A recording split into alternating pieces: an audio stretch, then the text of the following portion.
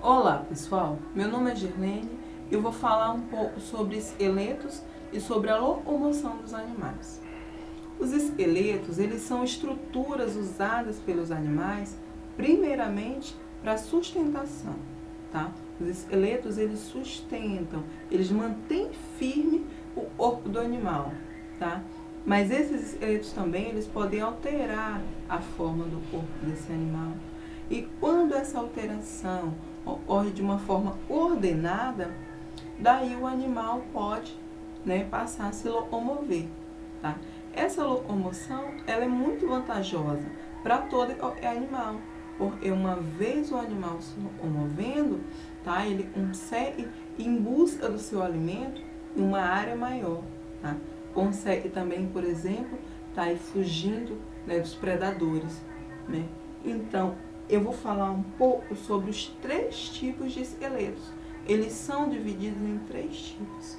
O primeiro é o esqueleto mole, tá? Os esqueletos moles, eles são hidráulicos, ou seja, eles são compostos basicamente de água e de íons, sabe, dissolvidos nessa água, tá? Essa água, ela é incompressível. O que quer dizer isso? Incompressível é essa água, mesmo sofrendo pressão, ela não altera o seu volume, ela não reduz o volume, tá? E é essa característica que faz com que as minhocas, por exemplo, né? Porque a minhoca é um exemplo aí de animal de esqueleto mole, tá? Ela faz com que as minhocas, consigam se locomoverem, né? Por esse líquido interno, eles empurram a parede do corpo dessa minhoca para frente. Eles servem assim como uma forma, sabe, de alavanca, né? Fazendo com que as minhocas vão e consigam, se locomoverem. E essa característica também dessas águas, desse líquido interno, e dão rigidez, e dão sustentação para as anêmonas do mar. Porque as anêmonas do mar é outro exemplo aí de animais, tá, de esqueleto mole, tá bom? Nós vamos falar também de esqueletos rígidos internos, tá? Esses esqueletos rígidos internos, eles são os mais comuns para nós, tá? Eles são os mais familiares, porque é o nosso caso, né? É o caso do ser humano e também dos outros aí vertebrados, tá? E nós temos também o caso dos não vertebrados, e possuem pequenas espículas. O que seriam essas espículas? Essas espículas são pequenos espinhos e servem também de sustentação, como os esqueletos, e também servem para a locomoção desses animais não vertebrados, tá? Essas espículas, elas são classificadas de acordo com o tamanho, né? E elas também podem ser de várias formas, tá bom? E nós temos também os esqueletos rígidos externos. Esses esqueletos rígidos externos, além de ter a dupla função dos demais esqueletos, é o de sustentação e é o de locomoção, ele também protege o corpo desse animal, tá?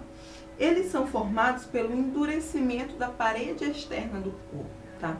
Ele envolve esse animal, fazendo assim a proteção, tá bom? Nós vamos falar também da locomoção desses animais, porque assim como os esqueletos, eles são divididos em 3 tipos, a locomoção feita pelos animais também são divididas, tá, em 3 tipos. Nós temos aí a locomoção passiva, tá? Essa locomoção passiva, ela acontece quando o animal ele é carregado pelo meio em que ele se encontra, tá? É o caso aí dos plânctons.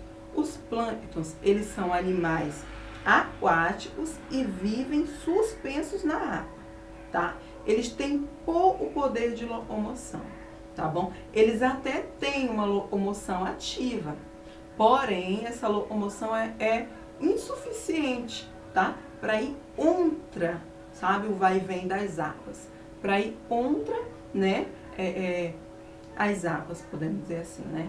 Então, esses plânctons, eles na maioria são seres microscópicos. Mas também tem, né, aí as exceções, como a medusa, o rio e outros invertebrados, né? Esses plânctons, eles se dividem em dois grandes grupos, os fitoplâncticos e os zooplâncticos, tá bom? Então, voltando, né, à locomoção, nós vamos falar um pouco da locomoção ativa, tá? Essa locomoção ativa é o oposto da locomoção passiva, tá? Porque o gasto de energia na locomoção ativa é grande, né? É bem maior. Enquanto na locomoção passiva, o gasto de energia é bem menor, é bem reduzido, tá? E essa locomoção ativa, ela é a mais conhecida também da gente. E é quando os animais, eles precisam gastar energia para se locomoverem, tá? Enquanto na locomoção ativa, enquanto na locomoção passiva, o gasto de energia deles é muito pouco, tá bom? Então, nós vamos falar um pouco sobre a acessibilidade. A acessibilidade também é o oposto da locomoção passiva, tá bom? Por quê? Porque os animais sésseis, eles não se locomovem de fato, tá? Esses animais, eles gastam energia para locomover o meio em que eles se encontram, tá? E enquanto na locomoção passiva, os animais são levados, né, são carregados pelo meio em que eles estão. E na acessibilidade, os animais gastam energia para mover o meio. E nesses animais sésseis, eu tenho como, por exemplo, as tracas, né? As tracas, elas não se movem, né? Elas não saem do lugar, mas elas movimentam as patas, né? Fazendo com que as águas venham sobre elas, né? E quando essas águas vêm, elas trazem, assim, o alimento, né? Essa traca precisa, né? Ela necessita aí.